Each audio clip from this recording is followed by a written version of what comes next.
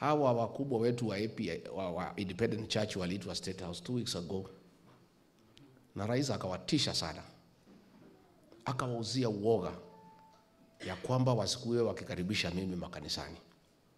Hao maarchbishop wetu watatu walikuwa wanatetemeka hapo. Rais amekuwa dictator mpaka kanisani.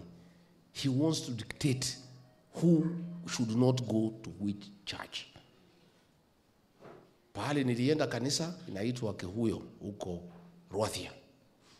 Yule akidiko na alinikaribisha anapigwa transfer. Pahali nilienda kanisa huko Kagwe Lari. Yule pastor bishop alinikaribisha anatatizwa. Sasa president amekuwa so desperate. Anataka kuamrisha kanisa ni gani itatukaribisha, ni gani haitakaribisha sisi. Is the highest form of dictatorship ever seen in this country. Even President Moi, because mimi nifanya kazi kwa serikali yake, mambo ya kanisa alikuwa haingilii.